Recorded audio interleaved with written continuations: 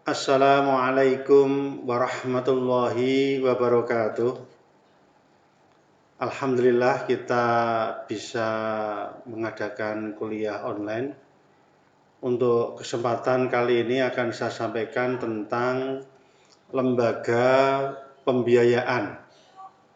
Jadi ini adalah lembaga pembiayaan non-bank ya. Jadi namun demikian lembaga nanti ini tentu karena merupakan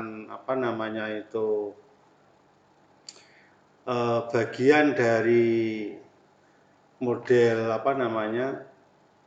mengeluarkan dana, ya kan, sehingga nanti ini adalah dalam kewenangan OJK, Otoritas Jasa Keuangan.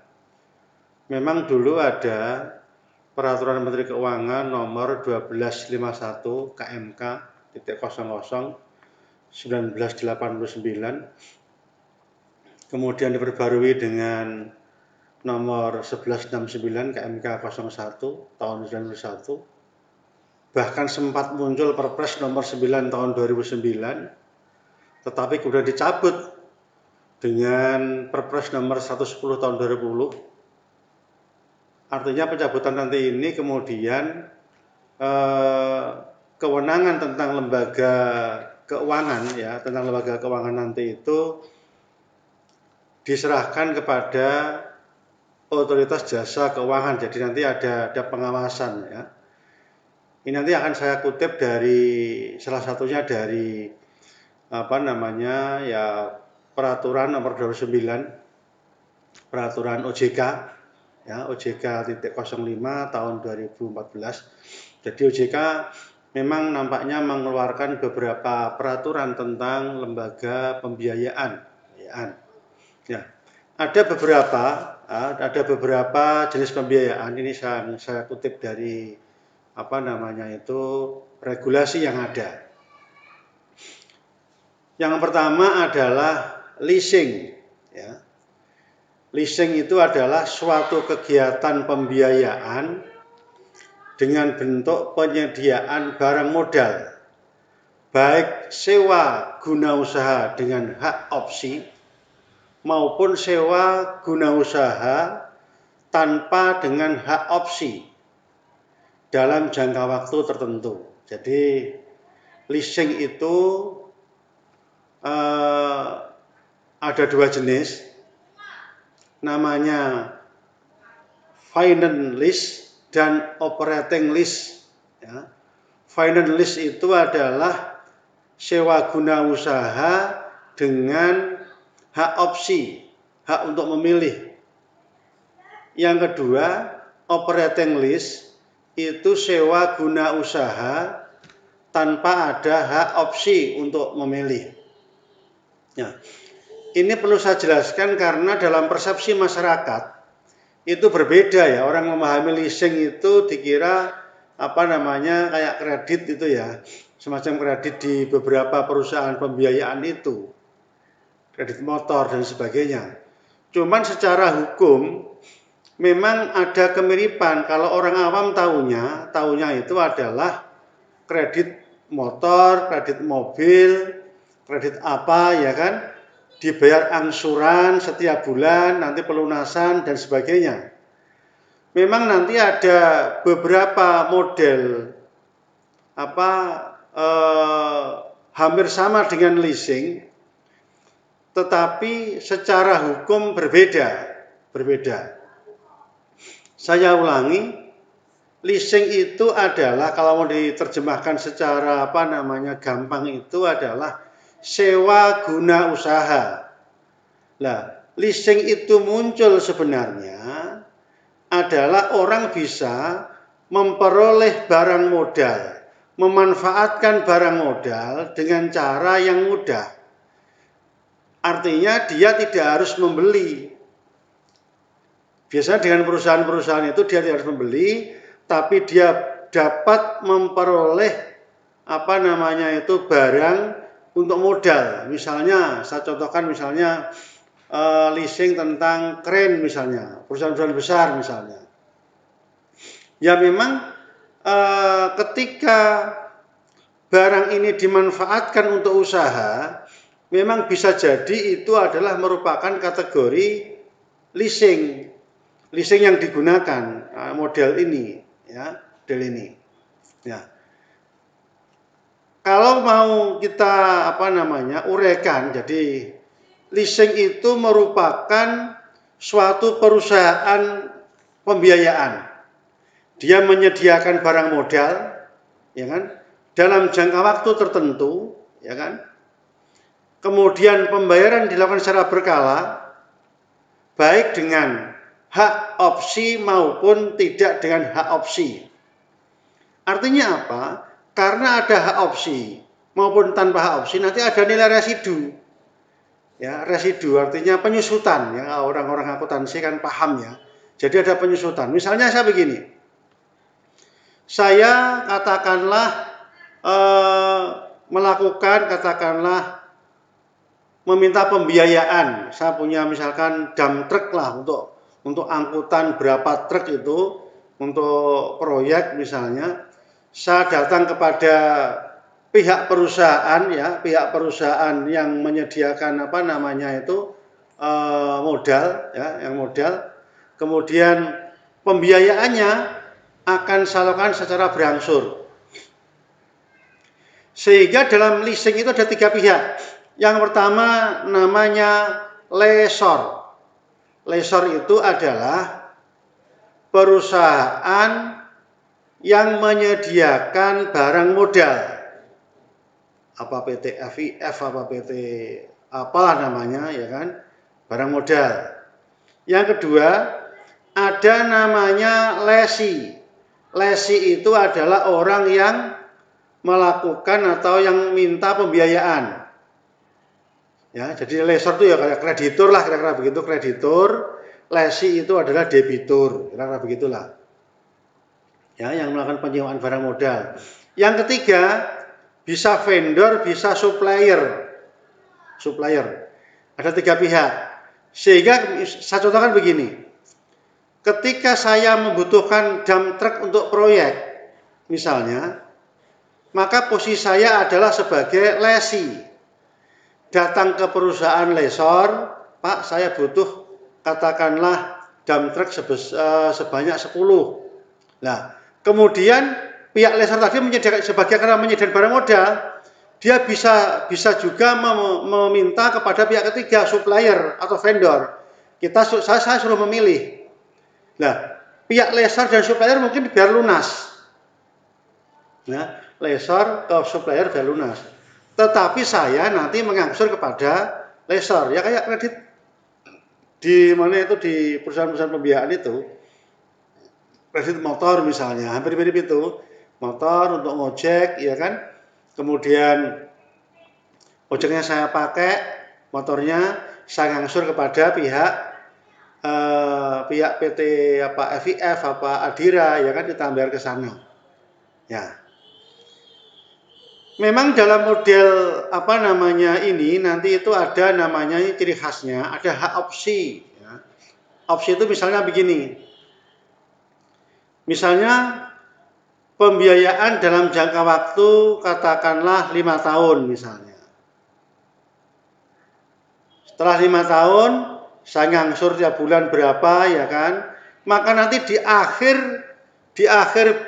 pembiayaan, ya, di akhir kredit pembiayaan, maka saya ditawari apakah akan membeli barang saya, barang yang dari lessor tadi itu maksudnya, dump truck tadi itu, atau tidak. Kalau tidak berarti dump truck tadi akan menjadi milik lessor lagi. Tetapi jika saya nanti membeli kepada lessor, ditawari misalnya, oh ya Pak, saya akan beli penyusutan setelah 5 tahun, maka sisanya tinggal katakanlah 10 juta misalnya, saya bayar, maka menjadi milik saya. Ada hak opsi. Hak opsi. Ini yang model finance lease, ya, finance lease. Ada hak opsi untuk memilih apakah saya lesi itu akan membeli barang itu atau tidak membeli. Di akhir masa pembiayaan jangka waktu yang telah ditentukan 5 tahun misalnya. Kalau yang model operating lease itu tidak ada opsi. Tidak ada opsi. Begitu sewa selesai ya sudah itu milik lessor. Tidak ada pilihan. Ya tentu secara akuntansi akan diperhitungkan penyusutannya, pembiayaannya ya setiap bulan. Ya. Memang ada mirip-mirip dengan leasing ya. Kalau misalnya dengan sewa menyewa yang operating lease misalnya, kan seperti sewa menyewa. Bedanya ada pada kalau operating lease ya, itu resiko ada pada lessor. Karena posisi saya adalah sebagai penyewa. Mau barang rusak, mau barang apa, itu lessor. Perusahaan maksudnya. Tetapi kalau yang model sewa menyewa, ini risiko bersama biasanya. Kalau dalam KUH Perdata itu kita tidak kesepakatan jika kerusakan sebesar misalnya 500.000 ditanggung oleh siapa. Nah, ini bisa sepakat. Tapi prinsipnya sewa menyewa itu ditanggung bersama. Nah, hampir sama dengan leasing. Ada jenis berikutnya namanya sewa beli. Sewa beli. Itu kalau orang awam tahunya ya ngangsur ya kan, ngangsur kredit motor atau kredit mobil atau kredit truk ya kan, nanti di akhir masanya itu menjadi miliknya. Ya. Perbedaan leasing dengan sewa beli, kalau sewa beli itu saya sebagai penyewa calon pembeli ya, nanti sangat tiap bulan kita angsuran, maka di akhir masa itu barang menjadi milik saya karena sebagai pembeli. Kalau tadi leasing kan tidak ada opsi dulu, tentu diperhitungkan apakah dibeli atau tidak. Tapi kalau sewa beli itu misalkan angsuran 5 tahun sama 5 tahun, maka di akhir 5 tahun itu kita melunasi, maka barang jadi milik saya. Ada lagi yang mirip namanya jual beli dengan angsuran. Di hukum itu memang kelihatannya sama, tapi secara perjanjiannya berbeda, maka secara hukum itu berbeda. Sewa beli, ada jual beli dengan angsuran. Nah, kalau jual beli dengan angsuran, sama ngangsur tiap bulan 5 tahun, ya kan? Tetapi objek barang itu sejak angsuran pertama sudah menjadi milik penyewa. Karena jual beli dengan angsuran. Contohkan begini ya, misal saja. Ini HP misalnya. HP ini kalau saya menggunakan perjanjian jual beli dengan angsuran, sejak angsuran pertama, misalnya angsuran pertamanya misalnya 10.000 misalnya, maka sejak angsuran pertama 10.000 ini barang milik saya. Ya, milik saya. Tetapi jika itu sewa beli, maka saya ngangsur selama 5 tahun, memang saya gunakan, tetapi barang baru beralih ketika pelunasan. Saya bedakan ya, leasing, jual beli dengan angsuran, dan perjanjian sewa beli. Ya, itu perbedaannya. Karena kalau orang awam tahunya itu ya ngangsur tiap bulan selama 3 tahun, selama 4 tahun atau selama 5 tahun. Itu orang awam, tetapi secara yuridis itu berbeda. Ya, saya ulangi, antara leasing, perjanjian sewa beli, dan perjanjian jual beli dengan angsuran maupun dengan sewa menyewa. Ya, sewa menyewa. Bisa singkat-singkat. Yang kedua, sekarang pembiayaan model dengan jenis joint venture atau modal ventura. Sama ini. Nanti joint venture ini ada model joint venture syariah, ya, modal usaha syariah dan modal ventura yang konvensional. ya, konvensional. Ya. Jadi begini, ini saya jelaskan secara umum dulu. Jadi apa itu modal ventura?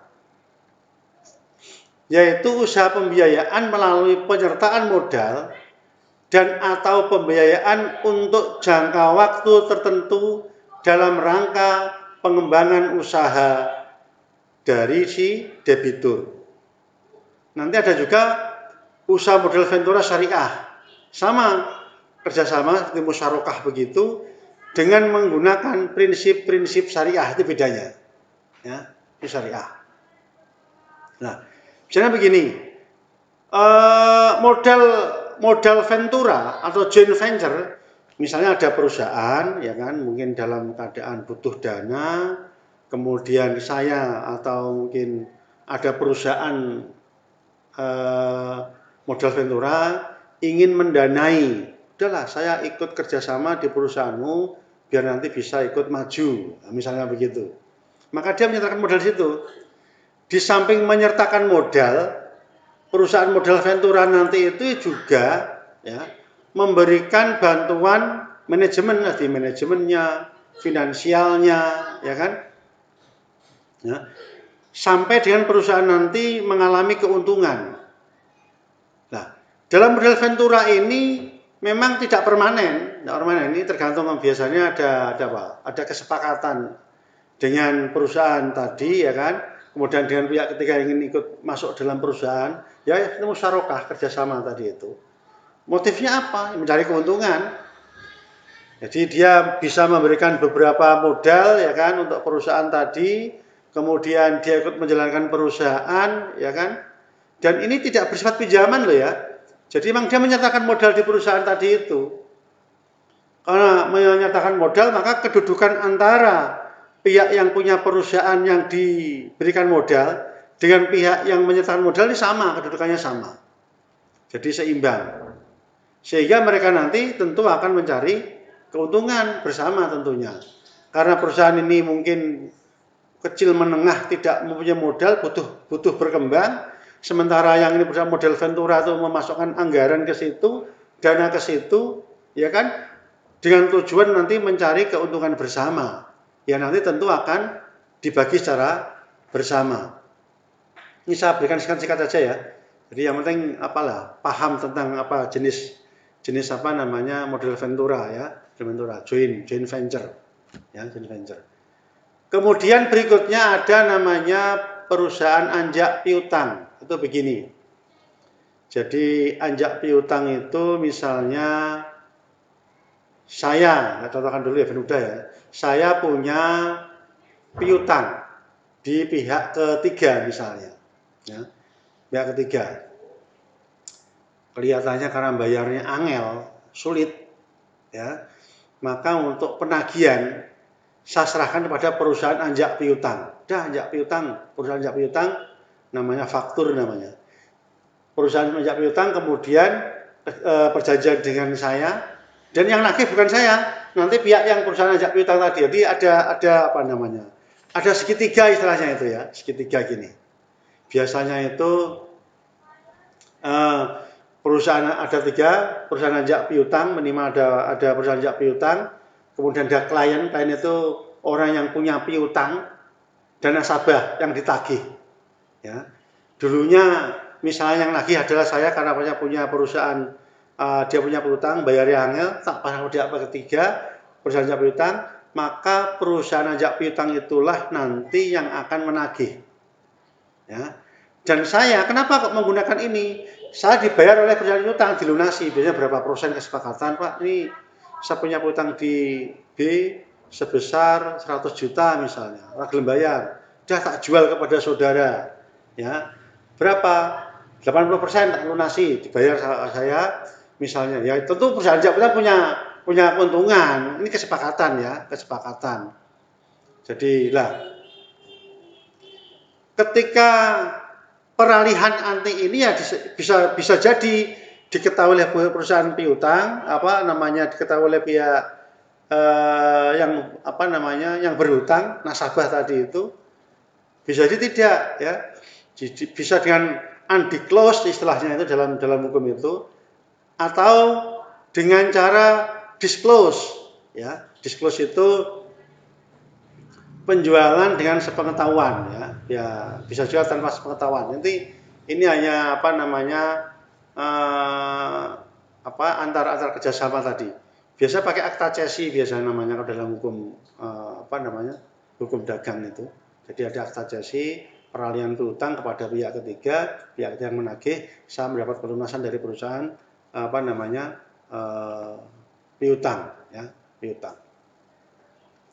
Nanti ada dokumen-dokumen tentunya, tidak kemudian ketika ada perusahaan ini tidak ada dokumen, ada dokumennya, dokumen dalam rangka untuk menagih tadi itu, ya, menagih pihak tadi itu. Jadi ya tentu ini ada ada kerjasama. Jadi satu sisi orang yang berpiutang itu klien tadi itu, ya kan ada tiga pihak, faktur, perusahaan ajak piutang, ya kan ada klien itu orang yang punya piutang dan nasabah. Nah tentu klien tadi itu karena tagihannya angel, ya kan, karena tagihannya angel, maka kemudian dia katakanlah minta bantuan pihak ketiga untuk melakukan penagihan, tapi saya mendapat dana segar dari pihak ketiga. Sudah saya gunakan untuk kelancaran perusahaan saya, tinggal urusan antara nasabah dengan tadi perusahaan faktur tadi. Ya intinya seperti itu, ya. Saya tidak menjelaskan secara detail, ini ya pokok-pokok dalam pembiayaan. Ya. Berikutnya ada kartu kredit. Ya. Ya, kartu kredit ini kalau dulu diatur oleh peraturan BI, sekarang OJK juga karena memang ini merupakan bagian ya dari pengaturan untuk OJK. Apa itu kartu kredit? Mungkin yang sudah punya bisa ya. Silakan terjemahkan. Tapi prinsipnya begini. Kartu kredit itu adalah alat pembayaran menggunakan kartu yang dapat digunakan untuk melakukan pembayaran atas kewajiban yang timbul dan atau melakukan penarikan tunai di mana kewajiban pemegang kartu dipenuhi terlebih dahulu, ya kan, oleh penerbit tentunya yang menerbitkan kartu tadi itu, dan pemegang kartu berkewajiban untuk melakukan pembayaran sesuai dengan yang disepakati secara angsuran. Oh saya tidak bawa kartu, jadi kartu kredit untuk belanja, narik tunai, apa, ya kan? Itu nanti saya itu bisa tak gunakan untuk belanja apa. Bisa saya gunakan, tetapi nanti saya wajib mengangsur uang yang disepakati penggunaan saya tadi itu, ya yang dikeluarkan tadi oleh penerbit, pihak perusahaan pembiayaan, ya secara mengangsur, ya nanti saya akan ditagih. Tetapi ketika saya mendapatkan kartu kredit, maka kartu kredit itu langsung bisa saya gunakan. Misalnya saya mengambil kartu kredit sebesar katakanlah 10 juta. Maka uang 10 juta ada dalam kartu kredit saya ini. Ya. Nah, kartunya bisa saya gunakan untuk belanja, untuk apa. Silahkan, bebas. Tetapi saya tiap bulan nyangsur kepada perusahaan penerbit. Entah siapa, perusahaan pembiayaan apa. Itu yang saya harus melakukan pembayaran kepada pihak yang menerbitkan. Ya, menerbitkan. Itu memang dalam dunia usaha ini sudah sudah biasa ya. Ya memang ada manajemen resiko ya, ada resiko. Nanti kalau sudah digunakan orang bayar bagaimana ya, tentu ada mekanisme bagaimana penyelesaiannya. Ini adalah beberapa model jenis pembiayaan ya kan, jenis pembiayaan yang perlu saudara ketahui dari aspek hukumnya. Saya kira itu yang perlu saya sampaikan. Terima kasih. Wallahul muwaffiq ila aqwamit thoriq. Wassalamualaikum warahmatullahi wabarakatuh.